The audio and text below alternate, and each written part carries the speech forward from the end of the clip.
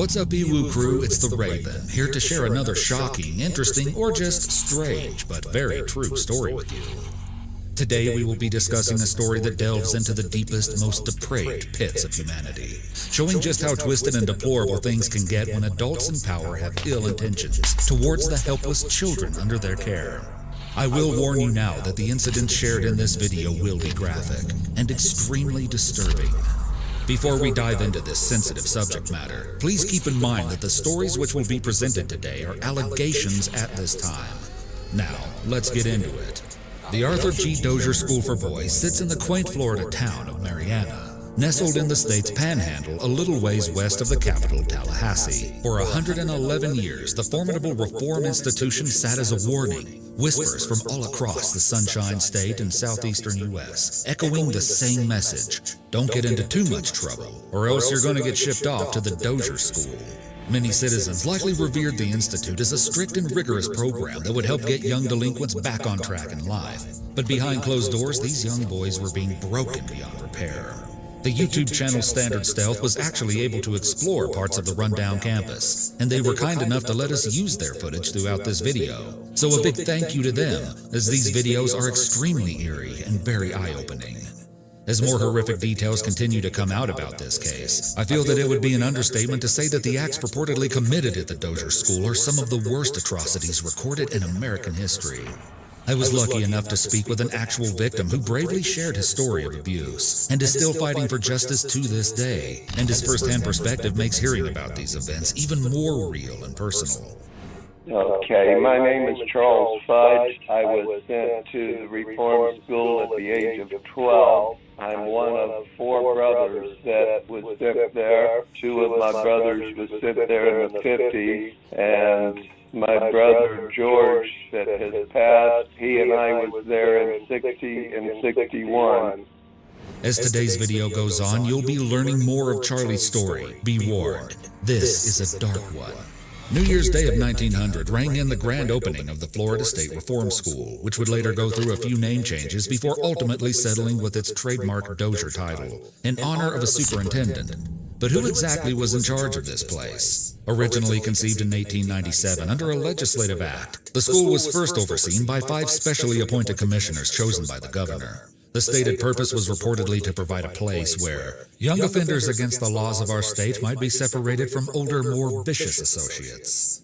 Well, if the goal was to keep vulnerable kids away from dangerous adults, you'll soon see that this was a failure of epic proportions.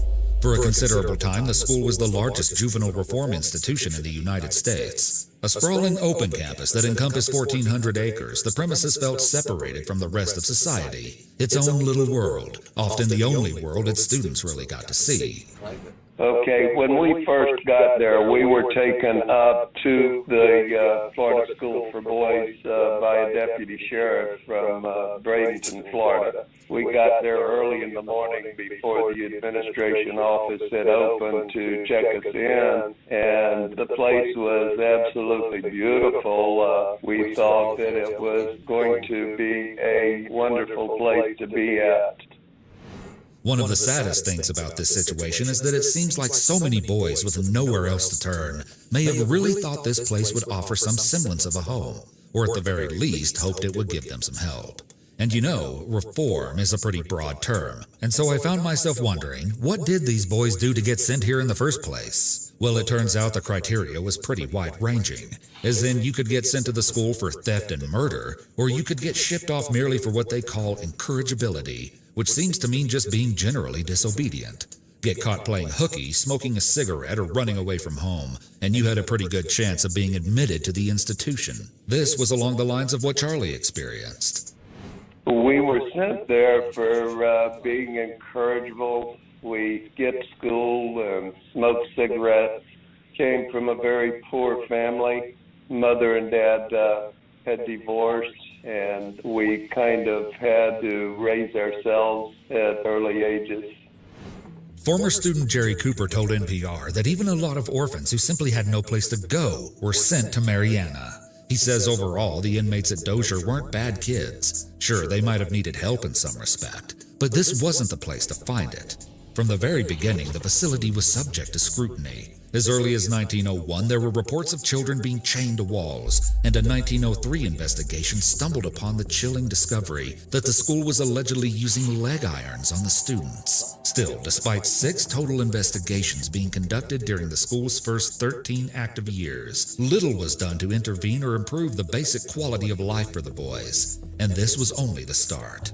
A school cemetery called Boot Hill was designated on the north side of campus, an unusual addition for a youth facility in most cases. But the Dozier School soon witnessed a disproportionate number of deaths, with a 1914 dormitory fire wiping out 6 students and 2 staff members. Soon after, the flu epidemic of 1918 was reported to have tragically killed 11 boys. And despite periodic investigations in the century that followed, the Dozier School was allowed to continue operating with little interference, so it wouldn't be until 2012 when researchers from the University of South Florida, who had been authorized by the state to conduct a forensic anthropology analysis of the school grounds, would uncover sickening evidence that shocked and disturbed the entire country. 55 burials were found on Dozier School property, and a record of 98 deaths were found in historical documents. And then in 2019, workers surveying the grounds with a ground-penetrating radar in preparations to clean up the area of any pollution located something far more gruesome: what appeared to be a possible additional 27 graves. And while authorities certainly weren't prepared for this jarring outcome, it would be a lie to say that it came as a complete shock to them. That's because the Dozier School was actually shut down in June of 2011, closely following an alleged failed annual evaluation in 2009. From what I was able to gather, a large number of complaints alleging mistreatment by the guards to the inmates was in part to blame for the school's poor performance. Apparently, a 2010 report even found that some boys claimed to be subject to sexual misconduct by the staff. With all these alarming discoveries, it isn't hard to see why the state soon pulled the plug. Although interestingly, budgetary limitations was the main reason ultimately cited for the closure. Either way, after 111 years of suspicious activity, officials finally put an end to the institution. But how in the world did all these young boys die? Well, as former students have begun raising their voices and sharing horror stories of their time at the school, the real crimes which are alleged to have taken place at the infamous Dozier School are coming to light, and they are far more extreme and disturbing than anyone could have ever imagined. To put it plainly, the Dozier School is now accused of carrying out a long-standing tradition of alleged abuse, beatings, torture, and even murder. But before we get into the ongoing investigation, it is important to know the questionable history of the institution and all the red flags that should have led to its demise long ago. The early years of Dozier were fishy enough as is, with so many supposedly accidental or disease-driven deaths being largely brushed off by the public. But the school's reputation would take another serious hit in 1968, when after visiting the premises, Florida Governor Claude Kirk lamented that somebody should have blown the whistle a long time ago. He documented holes in the leaking ceilings and broken walls, bucket toilets, and no heat in the winter, ultimately declaring it a training ground for a life of crime, and quipping that if anyone found out their own kids were being kept in such circumstances, they'd be up there with rifles. Overall, it seems that living conditions were horrible and the campus was seriously overcrowded. The school underwent several staff and management shifts, but still, things didn't get any better. As the early 80s rolled in, yet another inspection claimed that the outrageous practices of hog-tying boys, and even confining them in isolation for weeks at a time, were purportedly taking place at Dozier. The list never really ends, and covering every messed up practice documented at the school would take hours. But now I want to focus directly on the individuals. The men like Charlie, who say they were silenced as boys, but now are coming forward with their stories. And within these first-hand accounts that give us a glimpse into the world these young students found themselves trapped in, is where things get truly sickening and heartbreaking. At the forefront of this movement is a collective who called themselves the White House Boys. Their name comes from a notorious building on campus, a small concrete block detention center, and without a doubt the area of the Dozier School they feared the most. This is said to have been the site of brutal, torturous beatings. Charlie got sent here almost immediately after arriving. When you first admitted, you come in, they had a grade schedule, and you come in as a rookie. And if you make 4 weeks as a rookie, then you go up the ladder to which next would have been an explorer. Well, I went in as a rookie, and the first day there, after getting my hair cut and getting my cottage assignment, that evening a boy asked me to watch out that an instructor didn't come by because he was polishing his boots with Vaseline. Guess that was illegal. And trying to take and make new friends, I said, I would watch for him. And then I saw this guy coming down the hall with a tie on, and I whispered over to the guy, "Here comes a one-armed SOB," and he reported that to the cottage father, which gave me a disciplinary report and dropped me from rookie to a grub with a 0. When you're in the grub category, if you get a disciplinary report, you go down to the White House and get the most severe beating that anyone can endure. And the second day that I was there, I got into a fight with a boy named Robert Strasberg, and apparently he was in the grub category, and we were both taken to the White House and got the most severe beating of our lives. The one-armed gentleman is the one that gave Robert Strasberg 33 licks with the leather strap. Mr. Hatton was the one that gave me 31 licks with the leather strap. And this leather strap is over a foot long and about 4 inches wide, that had some kind of an insert that made it heavy and harder on a person's back and bottom. Wherever the strap hit was from your knees up to the middle part of your back.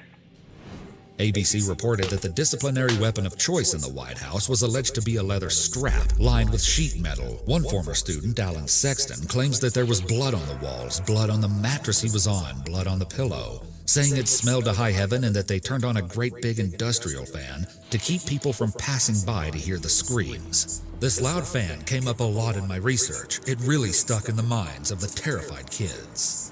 Yes, there was a fan that, sounded like an airplane propeller that made the very loud noise, and that's the first thing that they turned on after the light came on. And that just put fear in you just from the loudness of that fan going on, which I'm sure they did that to cover up the loud hit of the beating. I asked Charlie if he thought these guards were just carrying out orders, or did they get some sort of sick enjoyment out of these beatings? No, I think they really enjoyed that. I was told by other boys that had been beaten that the instructors wanted to see who made the boys hurt the most.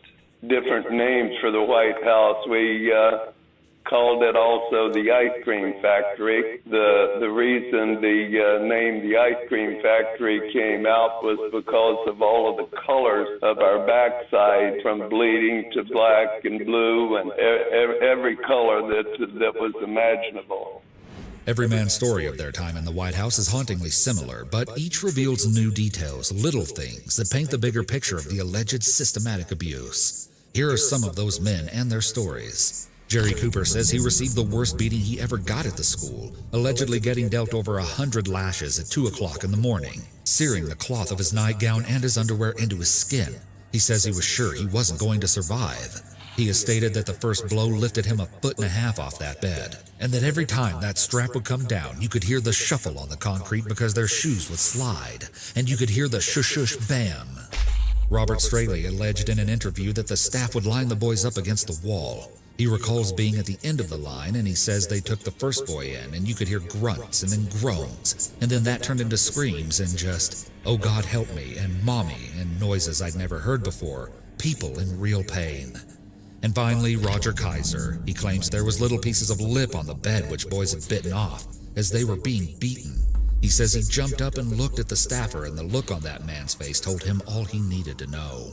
Roger says he felt certain the man was going to beat him to death. Some former inmates allege being flogged until they lost consciousness. Sadly, the alleged mistreatment at the school reportedly didn't end when the boys stepped out the doors of the White House. Allegations have been made that there was a dungeon in the cellar of the dining hall where sexual assault would take place. One survivor of the school reports witnessing a boy tumbling in an industrial clothes dryer before his body was later removed. Another alleges they saw a boy beaten and left to die in a bathtub.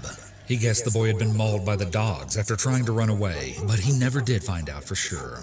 One former student claims he was ordered to dig 3 holes behind the chow hall, but only at nighttime, 4 feet deep and as long as a boy. One man who did an interview with WSRE Pensacola told a sickening story, in which he alleged that once when the boys were being made to take their clothes off and receive their physical and vaccination shots, one boy was grabbed inappropriately by a doctor who giggled. He alleged that 10 minutes later the doctor approached the boy to give him his shots, and the boy was crouching down and freaking out, saying, "No, no, no," and trying to back away. At this point, the man alleged that the doctor grabbed the boy, started slapping him, and said, "Shut up, shut up, shut up." Another horror story was highlighted just recently, when the first body exhumed from the school grounds was identified. The deceased boy's sister then told the following story. The 14-year-old boy named George Owen Smith had apparently tried to run away a few weeks into his stay at Dozier. When he was caught, she says he eerily wrote home to his family, "I got what was coming to me." After that, they never heard from him again. When his mother eventually grew worried and wrote to the superintendent asking where he was, she was allegedly told he had run off again and they had no idea where he was. The mom was not having it, and one day she wrote to the school, saying she would be driving to Marianna and would not leave until she knew what happened. At this point, 4 months had passed since his disappearance, but miraculously, the day before his mother arrived to investigate, the school allegedly found his severely decomposed body under a house all of a sudden. They purportedly offered the explanation that he'd caught pneumonia and died there. This explanation never sat right with Owen's family, and another student later told them he was with Owen when he actually made the second runaway attempt. He alleges that he last saw the boy fleeing across an open field as 3 men fired rifles at him. To make matters even worse, it is alleged that although Owen's family told authorities to hold the boy's remains at a local funeral, as they made the drive to Marianna, when they arrived, they say they were only shown a mound of dirt by the superintendent and were told that he was already buried in an unmarked burial ground.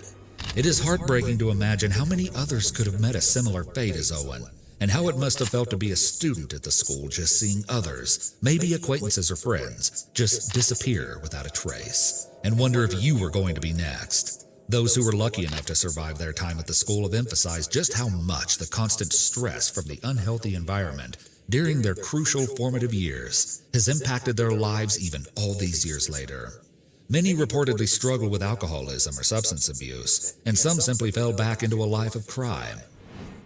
Always in a state of fear and intimidation, never no love shown or kindness. You carry this story with you your whole life, and you don't realize how much anger you have in you, which, I have been married 3 times, and I can guarantee that most of us that endured the beating there, even though we may have not beat our kids or anything, our wives, just the anger inside was very quick to be shown if things didn't go our way. And I know the wives endured very nasty, foul language coming out of my mouth when I was angry. But, I never took and beat my children because of what I had went through. Did I give them a little spank with my hand? Yes. But I could just never think of how someone as big as these people were could take and beat a child the way they did. Charlie emphasizes how little communication they were allowed with the outside world. We were made to basically write a letter home. I don't remember if it was once a week or once a month. The letters going out and coming in were always censored, and if you didn't write things that were good about the facility, then they would take and make you rewrite the letters. Charlie claims that mentioning anything about what went on in the White House was strictly off the table. Definitely. If anybody ever told parents about anything that went on there, you were subject to a beating. But there was yet another awful reason why the boys would get beaten, and it stemmed from segregation. Unfortunately, like most educational institutions at the time, the Dozier School divided their campus into two sections. The south side was for white students, while the north side was designated for black students. And, when I was there, you had the white campus and the black campus. We were not allowed to speak with the blacks or vice versa. If you were ever caught speaking to a black person when they were on the white campus, that was an automatic beating down at the White House. This trend of racial discrimination at Dozier leads us to another really questionable part of the school's procedures. I'll preface this by saying, and I think you'd agree with me, that from what we've seen so far, this reform school was not doing a great job reforming anyone. And as far as the school part, Charlie is just one of many who feel they learned no useful knowledge nor skills during their time on campus. It was just basically a detriment to our lives. No, they did not teach us anything other than to have fear of anyone and everyone. We just felt that everybody was out to get us and against us. Which begs the question, what was the real purpose of the Dozier School? Well, many have proposed a singular reason that I wouldn't have initially thought of, but when you hear it, it sounds so obvious. Labor. You went to school one day and you worked for one day. You had various jobs. My brother George was on the field crew where they did all the planting and gathering of food that they sold and we also shared in. And I was on the land crew where we took and kept the grounds mowed and cleared, and the only kind of lawnmowers we had was the old push lawnmowers that had the cylinders, nothing gas. It was all just manual labor. It was basically slave labor. Most of the people that were sent there and beaten and abused ended up with their whole life screwed up. Most of them ended up in prison, and very sad and shameful. Many now theorize that a top priority of the Dozier staff was procuring as many students as possible in order to secure what could essentially be seen as slave labor. The campus reportedly featured a dairy farm, brick plant, and printing press, where the boys were made to work, and those businesses raked in hundreds of thousands of dollars in revenue for the establishment. Perhaps this greed could explain the overpopulation of the school, and why so many boys were admitted for such seemingly petty reasons. Maybe staff wanted to pack as many boys into the cottages as possible, in a bid to secure more free laborers. What's more, while the white students were reportedly put to vocational work like woodworking and industrial shops where they may be able to get a certificate, the black students were reportedly forced to work in the fields. Atlanta Black Star reported that they even were made to cut down timber in gator and snake-infested swamps. And just to further highlight the racial disparity which was prominent at the school, a later report found that African American boys were 3 times as likely to be unnamed in historical records and buried in unmarked locations. It is evident that there was no shortage of alleged corruption and secrecy going on at this institution. Now countless men say that both the physical and mental scars inflicted upon them have yet to fully fade. As for the end of Charlie's story at the school, he says after the traumatic early experience he allegedly went through at the White House, he kept his head down and tried to fly below the staff's radar as much as he could.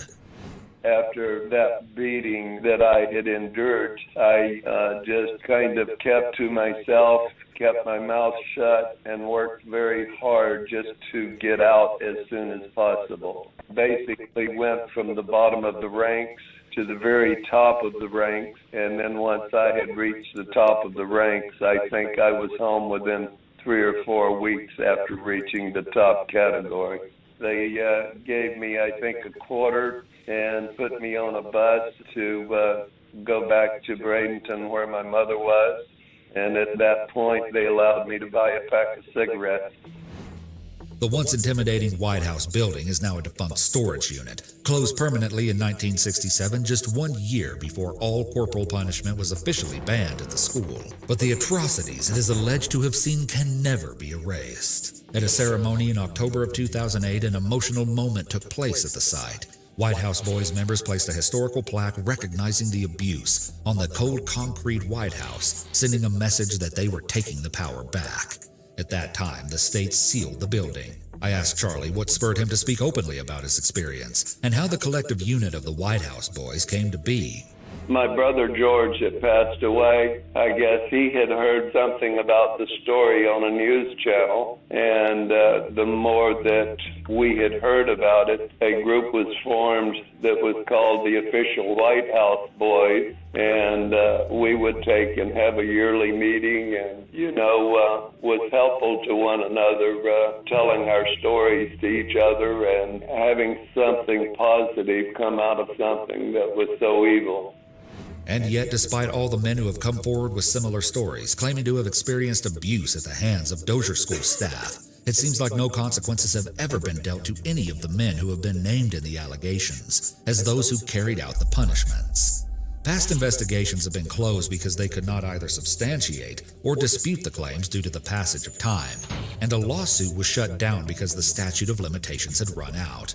It's interesting to note that family members have come to the defense of the accused former staffers. They feel the allegations are false or exaggerated and emphasize that the people they know wouldn't have done such things to children. Still, the White House boys say they saw a different side of these men. Tidwell, I think, was one of the very last staff members that died here a couple weeks ago in his 90s. And he was the one-armed guy that was one of the worst beaters of them all. He was very, very, very strong. He could take a boy that was 12 or 14 years old with his one hand and just snatch him up by the neck off the floor. I regret that I was not there because after being on the lawn crew, you don't have a choice of where they take in and move you. And they moved me from being on the lawn crew to becoming Tidwell's office boy. Charlie and I went on to speak a bit about the multitude of graves found at Dozier, and he spoke on some of the odd findings from these exhumations. There was one body that was supposedly sent to Pennsylvania, and Dr. Kimberly went up and had that supposedly body exhumed from where it was buried, and they opened the casket. There was no body in it. It was just old scrap wood that had been placed there to make weight for people to assume that there was a body in it because it was a closed casket when it was buried. In another one of the graves, they also found a buckshot in one of the caskets of a young boy. Hearing this, I asked Charlie how he thinks most of these children died. It was hard for me to see how anyone could just brush off the discovery of so many graves and say it could have all been the result of natural causes. I'm positive that some of the children were beaten to death and probably caused a heart attack. The facility where they took and beat us, they took and made you bury your head in a nasty pillow, which it was an iron cot, a little single cot. And you had to close your eyes and bury your head in that pillow and hold on to that cot while they beat you.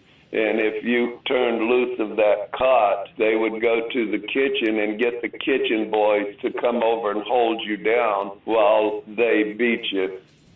Nowadays, the campus is abandoned, its buildings breaking down as a result of hurricane damage and years of neglect. But despite all the investigations that have been performed on the grounds, Charlie still has questions that remain unanswered. And I have always said that the graveyard that's called Boot Hill is over on the black campus. And when I was there, I always saw a graveyard that was on the white campus. And I've been told that it is a historic graveyard. And they have never taken and done any kind of ground penetrating radar or any kind of flyover radar. They, I feel, do not want to explore that graveyard. They say it's not on the property. I think when I was there that it was part of the property because it was always cleanly mowed and kept up. And now you can't even see the graveyard because of the overgrowth. When Dr. Kimberly did their last examination of the property, they used a lot of the older LiDAR things. We were promised to go up there when they did that to where we could point out specific areas. That was promised to us by Secretary Lee, which that never happened. And at the last conclusion of Dr. Kimberly's report, some of us was there in Tallahassee, and I had told Secretary Lee she was there at that, and I had told her and anyone that was there that, until I was there and actually seen all of the LIDAR that was supposed to have been done, that I would never take it for fact that the mission was completely done proper. I know there's boys still buried on that property somewhere in my heart, and from the cottage that I was in, I remember seeing that historic graveyard every day, and now because of the growth, you cannot see it at all. I just know that there's boys that's buried in that cemetery. I don't care if they call it historic or whatever. They found boys buried on top of boys over in the Booth Hill Cemetery. And that property was so big back in 60 and 61, and there was no fences around it back then. They eventually put the fences up, I guess, when they started taking older kids in there. Anything that they can brush around or brush off, they're going to. They do not want to find any more bodies. And they have check-in sheets and sheets where people checked out. And there's like 180, I think, boys that showed was checked in but never checked out. Where are these boys at?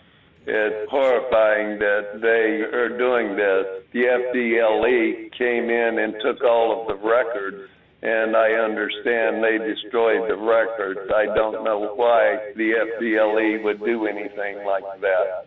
And, there was Postmaster, Mr. Dixon. He was also the scout leader, which very few people got to become scouts while there. And I was in the scouts and was on what was called the Beaver Patrol.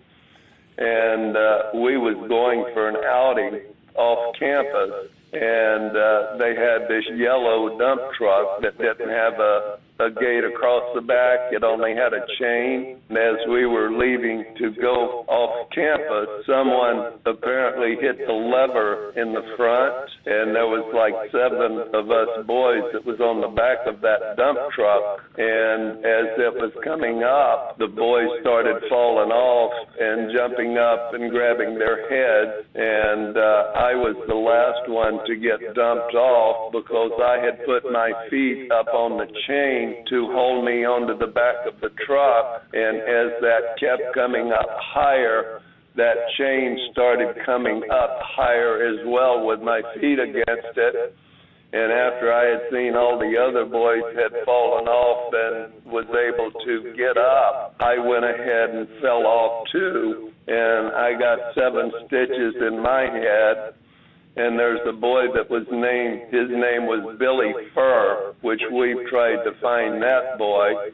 He had 77 stitches in his head, and I don't know if he died, if he's buried there or what, but we've tried and looked and can't find that Billy Furr that was also in the Scouts. But that was never, nobody has ever spoken about that at all. And that's amazing that our parents were not advised of that. But I'm sure they wanted to cover that up because of possible lawsuits for negligence. Today, the fight for justice continues as authorities are faced with the realization that what they thought they knew about the Dozier School was only the tip of the iceberg. When I first started researching this case, I kind of assumed that the worst of the abuse had all occurred back in the mid-1900s. But according to EJI.org, the Justice Department released a report which asserted that even as late as 2011, Dozier inmates were being subjected to conditions that placed them at serious risk of avoidable harm and violation of their rights due to systemic, egregious, and dangerous practices. I wonder what injustices these more recent students may have endured and how they are coping today as a result. As of 2021, the White House boys are still fighting for legislation that would pay them reparations as an attempt at compensation for the abuse they claim to have endured at the hands of the state. As of this year, they are still making trips to the Florida Capitol in efforts to drum up support for their cause. Pastor Johnny Lee Gaddy, who attended the school from 1967 to 1971, told reporters at one of these events his dream if they are successful, saying that all he wants is to get a boat and a truck so he can go fishing. I looked a little into his history at the school and found an article which states that he claims he once saw a boy's severed hand in the garbage he was made to haul out. Allegedly, he was warned to keep his mouth shut unless he wanted to end up in the same position. With so many traumatic allegations like these, I really hope that these men receive the closure they deserve. The bill the men are fighting for passed its first committee with only one no vote. Senator George Gaynor, who grew up near Dozier, has stated that he simply does not believe that 500 people were mistreated at the school. There are people, especially the one person named Mr. Gaynor, that voted against a bill which he has ties to Jackson County. And a lot of us guys have made attempts to take and have a conference with Mr. Gaynor to get him to understand that this really took place and let him know that these things did happen, which deep down I feel that he knows exactly what happened there. The state could definitely make reparations to us old guys. I try to live off of a $975 a month Social Security check, and believe me, that doesn't take care of all of the needs that I have. And I cannot believe that there's not something that the state of Florida couldn't do to make things right for us people that are still living. But there is still hope for the White House boys, as Senate sponsor Darrell Roussan is determined to make things right. Roussan helped to spearhead one of the biggest milestones in this case, a formal apology from the Florida legislature. It happened back in 2017 and acknowledged that the treatment of Dozier students was a violation of human decency. Now Roussan is speaking up to say that there must be a way for the great state of Florida to move past empty words of apology to concrete actions of retribution. He feels that the discovery of so many graves can't be rejected, that the bones are screaming out for justice. As we were finishing up our call, I asked Charlie if there was a petition people could sign or a fundraiser that could somehow help the White House boys in their continuing battle. We've never asked for a fundraiser. We've all, when we've had a meeting of everyone, tried to all chip in to fund that. We would love for the state to, so many of us have died. I'll be 74 in October. I honestly think the state's waiting till we're all dead before making some kind of reparations. And, I know how bad I was beaten when I was there, and I can only imagine the abuse that the black boys had to endure as well. Although the White House boys don't ask for much, one spokesperson I chatted with did say that writing to officials like the governor, Speaker of the House, or President of the Senate to ask for justice for the former students of Dozier would be a way to help the cause. One thing is for sure, these men will never give up the fight. Long-standing member and current White House Boys President Jerry Cooper once said, "I want it out there what happened to us. Don't feel sorry for us. Feel proud that we brought it out into the open." It's a bit weird, a bit fucked up when folk can act like that.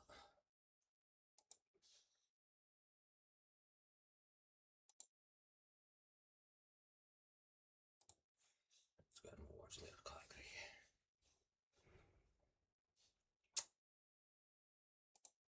On April 22, 2024, Becker County Police Department in Minnesota received a 911 call reporting an active break-in. Little did they know, they would soon find out the suspect is an elected senator for the state of Minnesota. Becker County 911. Somebody just broke into my house. Oh, They just ran down into my basement. Did you get a look at him at all? No, it was completely dark. I tripped over him. He was on the floor next to my bed. I ran downstairs into my basement. Okay. Can you hear him breaking out the window in the basement? I'm not hearing anything right now. Okay. There's a basement, a drop window that can crank open. I don't know. Please just get here. I'll stay on the line with you. Don't worry. I have officers en route right now. If you hear anything, just let me know what's going on, okay? Are you armed? I have a little steak knife in my hand right now. Steak knife? Okay. All right. I don't know where they could have. I don't see any my yard lights haven't come on outside or anything, you know, the motion light in the back or anything. Did you notice any vehicles or anything like that? No, I haven't. Okay, am I speaking with Carol? Yes. I don't know what the hell's going on. My God. Do you hear anything at all? No. Is that There's officers that just came outside your residence, yeah. You just came in there. okay?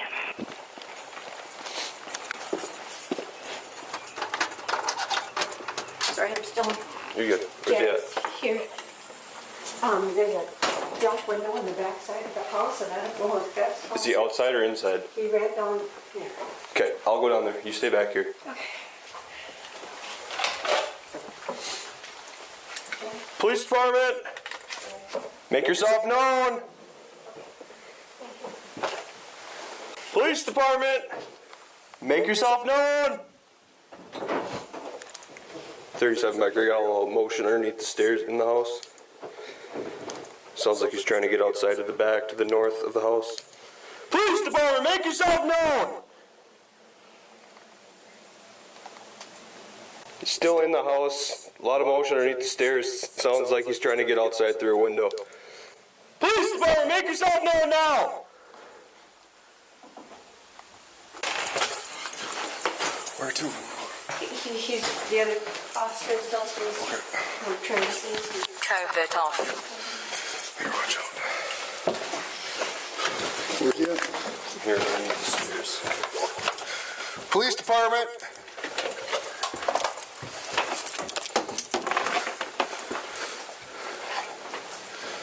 Underneath the stairs? That's what I was hearing motion at. Is there a way to get underneath the stairs? Vector 05, if you come up long, looks like there's a long driveway right to the back of the residence. Another bathroom there.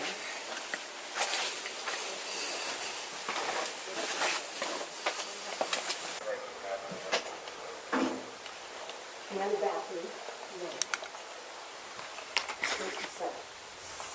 It's a disaster because my husband passed away in last year and everything's.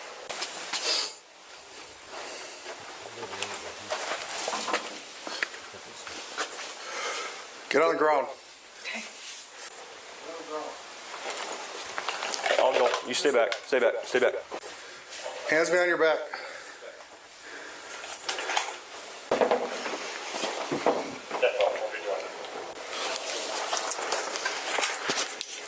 Carol, Yeah? it's Nicole. It's Nicole? I was just trying to get a couple of my dad's things because he wouldn't talk to me anymore. She also stole documents out of my house. She's my stepdaughter. I didn't steal any documents. How did I steal documents? Nicole, what's your last name? Mitchell. Stand up. No one on you? stole anything here, Carol. I don't have anything on Take me. her out if you want to talk. You got anything on you? No. I have a flashlight. That's it. Okay. God's sake. Why was she squatting down next to my bed? Who is this to you? Pardon? Who is this to you? She's my stepdaughter. Stepdaughter. She's also a Minnesota senator. She lives in the Twin Cities. Unknown to the officer at the time, the suspect previously was a meteorologist for the Weather Channel and a local news anchor before being elected a senator. She's a senator? Yeah. Yeah. Was. Was or is currently? She is. I meant after this. Oh. Oh my God. My husband passed away, just her father.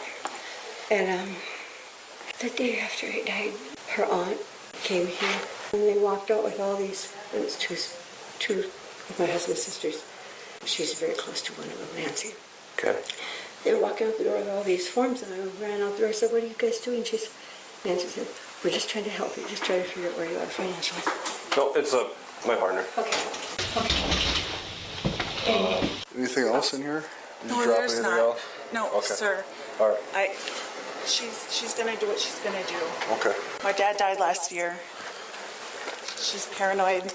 Well, now she's really paranoid.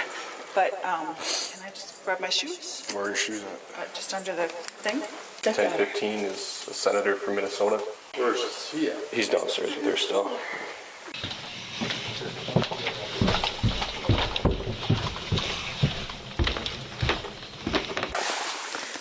Why are your shoes stuck all the way on? Well, because I was trying to get him with my feet.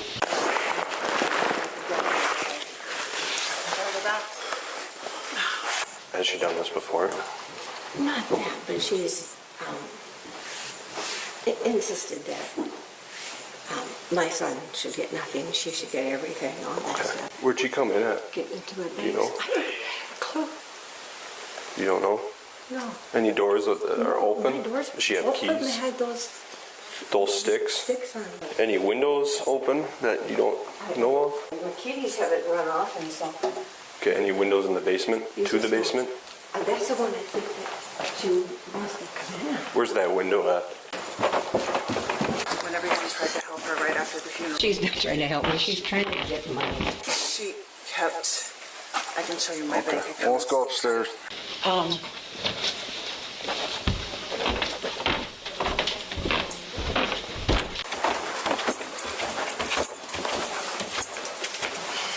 Obviously, I'm not good at this.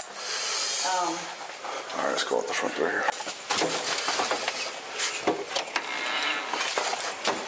Oh, I'm sorry.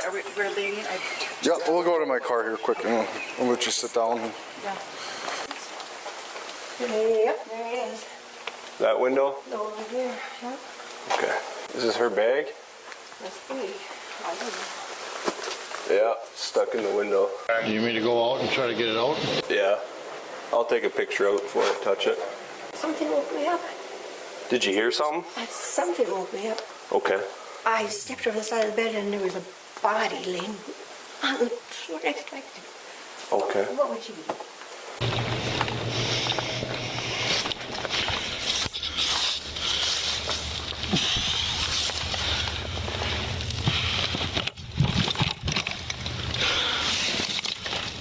Do you know what she'd be here for? Paperwork, bank account numbers. I have no idea what she Okay. I guess we'll check that bag, see if anything in there is yours. Yes. 37, you can close that window. That would, I also noticed a hammer on the steps. You might want to ask about that on your way up. 3705, where'd you say that hammer was? Steps, last step before the door. All right, have a seat. Are those tight? Hold on. Get up.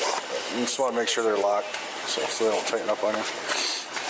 This is not my normal life. So you are in custody. I'm going to read you your Miranda rights, okay? Okay. Nicole, you have the right to remain silent. Do you understand each of these rights I've just explained to you? I do. Having these rights in mind, do you wish to talk to me now? I'm just hoping this mistake won't completely. I know I did something bad. After the funeral, my aunts tried to help her. She thinks they stole from her when they were just trying to get her affairs in order. Okay. She has progressively cut off the family. Can I stop you quick? Yeah. What's your relationship to her? Stepmother. Stepmother? Okay. But she's got Alzheimer's and she's gotten, I know this doesn't help. This is just going to prove the point. But she's gotten paranoid and thinks we're all out to get her and won't let anyone in the house. I just wanted to get a couple of my dad's mementos, and that's all. Okay. So what kind of mementos? A couple pictures and maybe one of his shirts. How'd you get in the house tonight? That window The window? Okay, which window? where the bag was. Or the bag? I didn't go back there to find it, so. What's in the bag? A couple laptops. Your laptops or someone else's? My laptops. Okay. Nothing else in there? Water. Water? I used to be here all the time. Okay, when's the last time you were here? 10-4, I got the RP The last time I was here, October or November. Okay. And then she just got progressively more paranoid. Did you see it? The hammer out there? On the steps? Oh.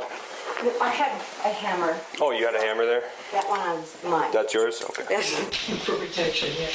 I know it's your bedroom. Was there anything missing from there? I don't even know she was on the floor. I know it's your personal space, so. She was laying right here. She was laying right here. I crawled out of bed and stepped on her. I'll go take a look at that bag. Yes, please. It'll get the adrenaline pumping.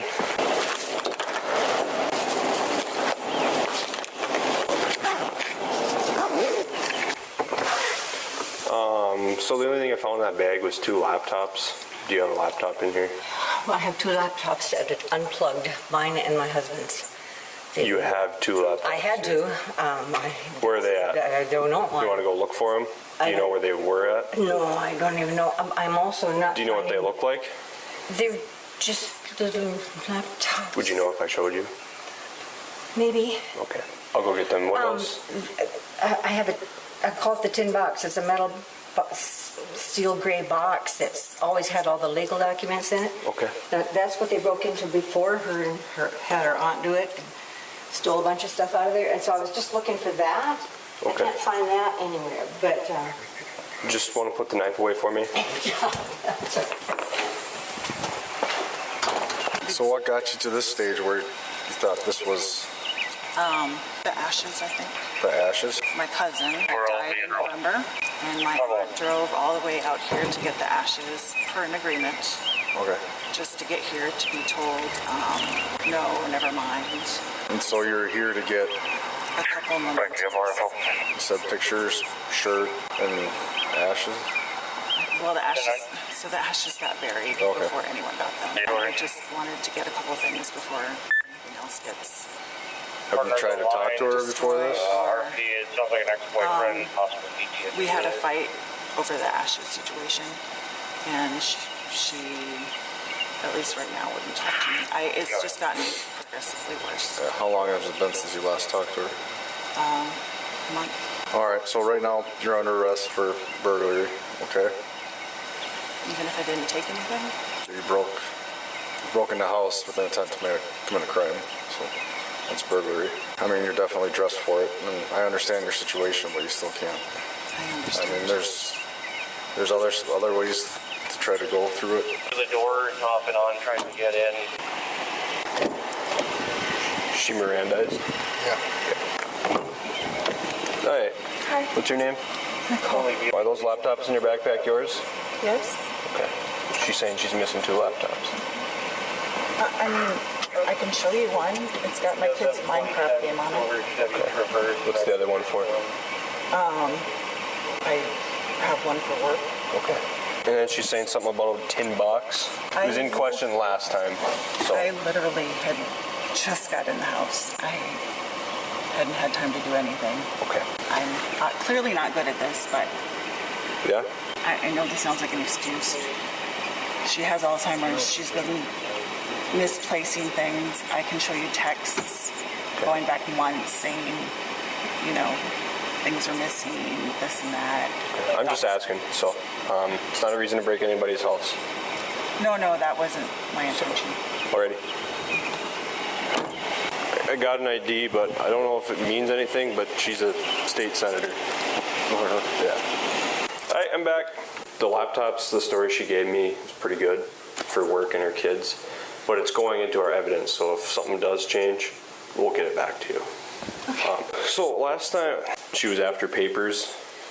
Like, can I just ask the significance of those papers? That's when the 2 aunts came here. They took all kinds of legal forms. My husband just died. I had the tin box sitting right now out here because I was going through it, trying to find out what I was supposed to do, and I was totally out of it. The box was wide open, and when I came out, there were papers and stuff scattered all over the floor, and the 2 gals were both walking out with Nancy and Cindy with papers down the front sidewalk to their vehicle. And I said, "Where are you going? What do you got?"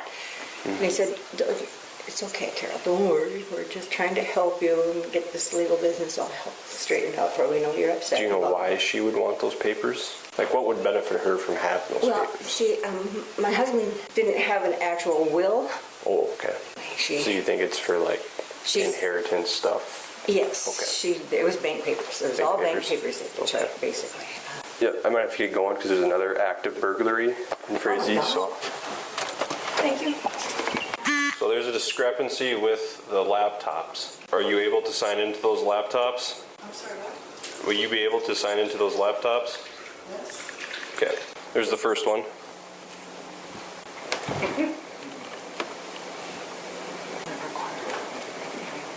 Okay. Okay, how come it has Carol's name on it? It was one that she had given me Okay. way back when to use for the kids. Well, she's missing 2 laptops, is what she said. So I'm taking this laptop. How about this one? Okay, that one's got your name on it. Okay. That one will stay with your property, but I am taking this one. That's fine. Did you try shoving that backpack out and it didn't go out?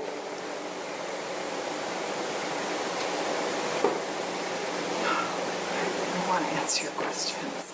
You don't have to, like, you understood your rights, so. That's maybe I shouldn't. Okay, it's okay. Put you back in here. Appreciate you working with that, so. Turn that off. Nicole Mitchell, who has served as a Minnesota state senator first elected in 2023 and before was a lieutenant colonel in the Air National Guard, was charged with first-degree burglary, which is a felony, as well as possession of burglary tools. Mitchell was a Minnesota state senator at the time of her arrest and refused to resign after the incident. She accused her mother-in-law of suffering from paranoia about break-ins and senility. She also refused the release of the body cam footage. After her arrest, she posted on social media changing her story that she claimed in the body cam footage. Instead of saying she was there to take possession of her father's mementos, her social media post claims she was there to simply check on her stepmother due to her health issues, and she startled her, essentially putting the blame on the stepmother's medical problems. This, however, doesn't line up with the fact that she was wearing the most cliché burglar outfit she possibly could have. She then put out a statement saying she has no intention of resigning from her seat in the Senate. However, in mid-July 2025, things took an unexpected turn for her. New today, a Minnesota state senator found guilty of burglarizing her stepmother's home has officially resigned. This is Nicole Mitchell. Police body cam video shows the moment officers found her in her stepmom's basement, dressed in all black, in the middle of the night. She testified during her trial she was checking on her stepmom, not stealing from her. A jury disagreed, finding her guilty.